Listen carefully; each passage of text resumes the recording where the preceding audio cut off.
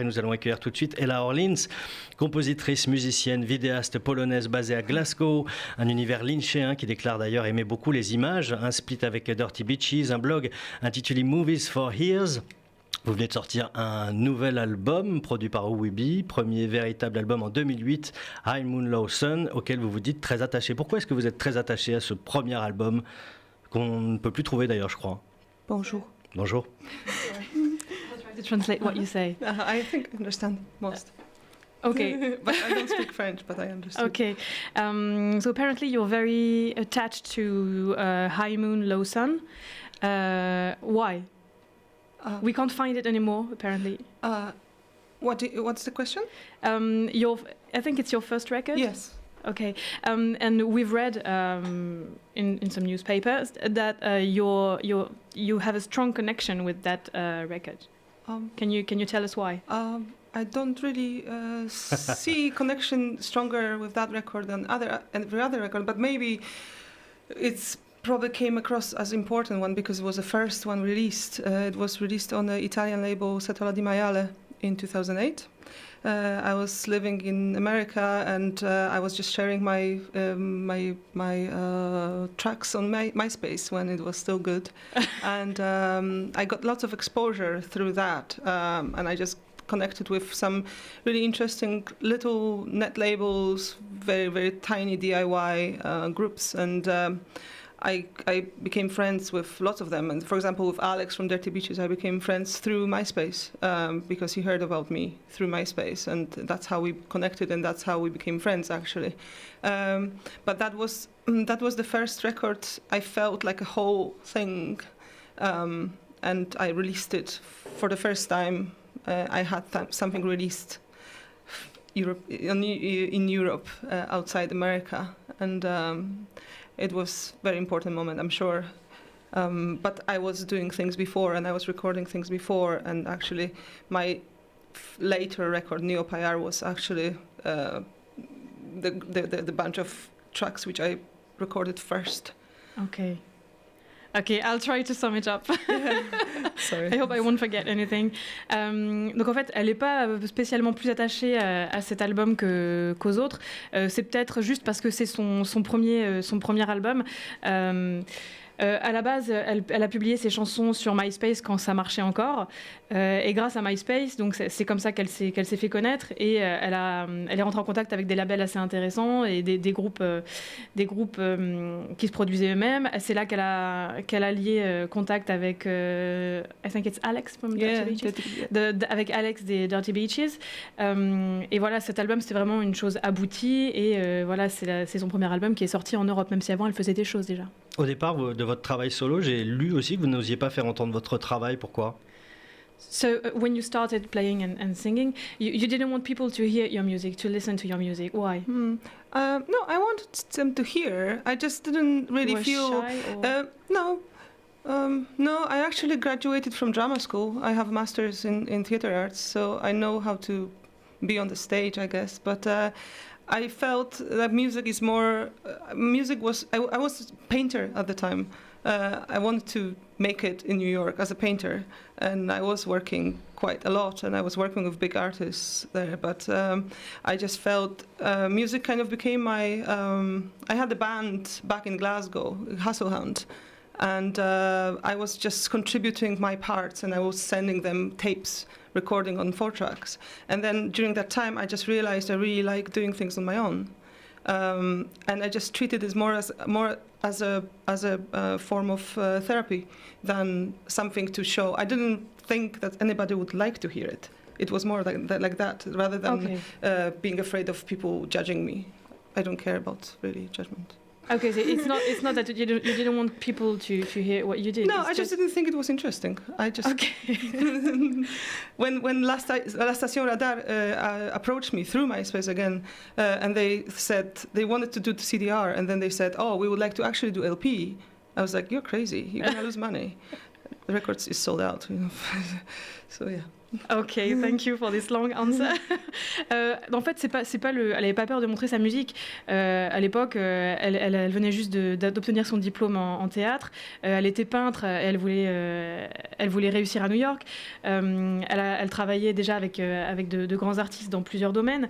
Elle avait juste l'impression qu'en fait, sa musique serait pas assez intéressante pour être sous un label. Elle a commencé la musique avec un groupe auquel elle envoyait des sons à Glasgow. Et c'est là qu'elle a réalisé qu'elle voulait faire sa propre musique comme une sorte de thérapie. Mais quand son dernier label l'a contactée, elle pensait qu'ils étaient fous parce qu'elle ne pensait pas sa musique intéressante à ce point. Votre univers est assez fantastique, il mêle à la fois musique, images, vidéo, et finalement chacune des deux parties raconte un peu une histoire, mais il y a toujours comme une espèce d'épaisseur assez mystérieuse entre les deux, c'est-à-dire la musique fonctionne avec l'image, mais pas tout à fait. Au cours de ce travail de création, de composition, finalement, et dans le temps, comment s'articule l'image et la musique? Est-ce que vous partez de l'image pour créer une musique? Est-ce qu'au contraire, c'est parfois une musique qui vous vient, et évidemment, la vidéo suit après? So in your musical universe, that's kind of fantastic, or your music and your videos, they tell a story, but there's always a kind of distance between your music and your videos. There's a kind of mysterious thickness between the two. When you work on your songs, how do they link together, the music and the video? Do you create videos before music or music before videos? Or the first is a story in my head. First the story and the structure for the record, and then I think my music is informed by fine art more than even films, but films of course as well. There's like Cassavetes. What's the man's name? The French director who did Deleuze. Deleuze? Yeah, oui, Deleuze. Who was the director? Quick. Voilà. I don't know. Deleuze, Samurai. Very famous French director. Now it just ran away. Maybe we can just wipe it off and then start from the scratch. The film is informing my music a lot. I always loved soundtracks. I always loved how the movies sounded because they sound different. Like, for example, majority of records you are listening to, there's always this kind of grain over the soundtrack. And I thought soundtrack is very connected with I found always movies very interesting for the sound, for the grayness of the sound as well, as much as the grayness of the picture. But also I'm coming from art background because I have a diploma in art as well and long biography. But it's all comes together, and I'm actually sometimes not sure what comes first. But definitely the story is first, and then they come, like with this record, with Upper Hell, which I'm presenting tonight, it kind of came at the same time. I was reading Inferno by Dante, and then the music kind of was coming along with that. Again, it was form of therapy, coming out of the breakdown, whatever. And then, the music was coming, and then I put all the most depressing stuff together, and I just juxtaposed it over my self-portrait, which I filmed myself. And this is what I'm gonna present tonight as well. Okay, so for the last record, it was all made together. Yeah. Okay, thank you.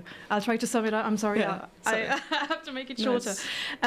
Alors en fait, donc elle n'a pas spécialement d'ordre dans son art.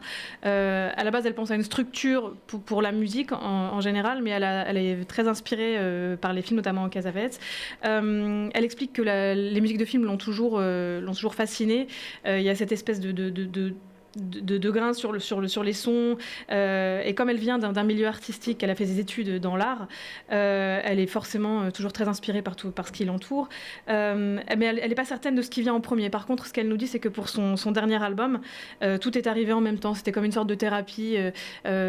Tous ces moments dépressifs, tous ces moments pas très joyeux, elle les a mis ensemble, que ce soit en vidéo, elle a filmé et elle faisait sa musique en même temps. Last question, la dernière. Vous vivez actuellement à Glasgow. Si j'ai bien compris, vous avez vécu également à New York. Enfin, vous avez fait des bonds comme ça assez importants. Est-ce que finalement ce cheminement construit aussi une histoire musicale pour vous? So you live now in Glasgow. You've lived in New York. You've lived in Warsaw. Did it help you creating your musical progression? I don't think so. I think I just progress as I age. As I meet more new people, as I hear about new art, as I learn new techniques, I work with software all the time.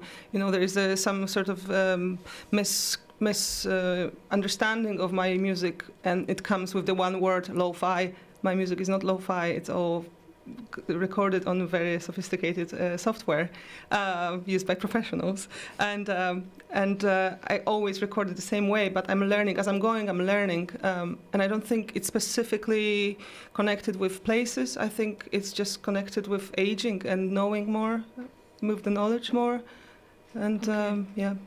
Probably. So I think I didn't hear quite what you said about lo-fi. You don't want your music to be called lo-fi. No, it's not even that. I think it's a misconception. I don't think I'm lo-fi because I think lo-fi is a search for a certain sound through analog recording, and it's through primitive recording. The way I record things it's other way around. I'm kind of cramming waves in order to receive the same kind of grainness I hear in movies, for example. Okay. So it's just more about the sound, how it sounds, how thick it is, and how interesting it is for me. Okay. Rather than some philosophy behind it. Okay. Thank you. Alors là, donc en fait, elle veut pas. Attends. Je m'est tellement partie loin dans la question. Donc c'est pas les endroits qui l'influencent, c'est le fait de prendre de l'âge, de grandir, le fait de rencontrer de nouvelles personnes, de rencontrer de nouveaux artistes, de nouvelles formes d'art, de s'améliorer dans les nouvelles techniques, dans les logiciels qu'elle utilise.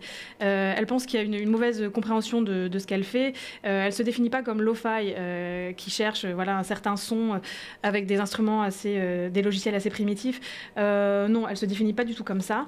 Elle dit qu'elle apprend toujours, que chaque jour elle apprend et que c'est comme ça que sa musique se crée, mais définitivement pas par les endroits par lesquels elle est passée. Très bien, merci beaucoup Ela Orleans d'être venue répondre à ces quelques questions.